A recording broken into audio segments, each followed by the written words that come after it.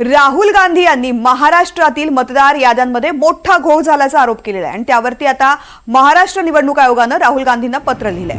ज्या मतदारांची नावं वगळण्यात आलेली आहेत त्यांची माहिती द्यावी असं आवाहन राज्य निवडणूक आयोगानं राहुल गांधींना केलंय। अपात्र मतदारांचा समावेश करण्यात आल्याचा आरोपही राहुल गांधींनी केला होता। त्याचीही माहिती देण्याचं आवाहन आयोगानं राहुल गांधींना केलंय।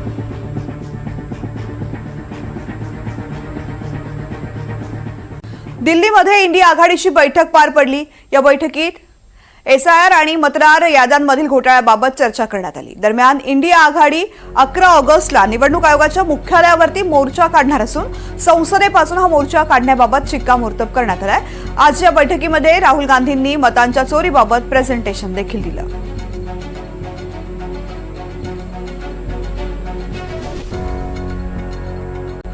महाराष्ट्र आणि कर्नाटकच्या निवडणुकीमध्ये मतदान चोरी केल्याच्या आरोपानंतर आता काँग्रेस आणखीन आक्रमक झाली आहे। राहुल गांधींच्या नेतृत्वात काँग्रेस आज बंगळुरूमध्ये रॅली काढणार आहे। खरगे, सिद्धरमैया, शिवकुमार उपस्थित राहणार आहेत। रॅली आधी राहुल गांधी सभेला संबोधित करतील। काल पत्रकार परिषद घेत महादेवपुरा या कर्नाटकच्या विधानसभा मतदारसंघात लोकसभेला कशी मतदान चोरी झाली याचं प्रेझेंटेशन देत आरोप केले होते।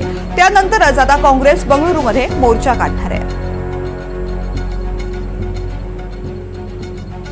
तर राहुल गांधी आज निवडणूक आयोगालाही भेटण्याची शक्यता आहे। निवडणूक आयोगाकडून राहुल गांधी यांना भेटीचं निमंत्रण मिळालंय। महाराष्ट्रात तब्बल 40 लाख संशयित मतदार आहेत। पत्रकार परिषदेमध्ये राहुल गांधी यांनी गंभीर आरोप केला होता। तर शपथपत्र सादर करा म्हणत निवडणूक आयोगाकडून आज भेटीचं निमंत्रण दिलं गेलंय। राहुल गांधी यांच्या गंभीर आरोपानंतर भेटीचं निमंत्रण दिलं गेलंय।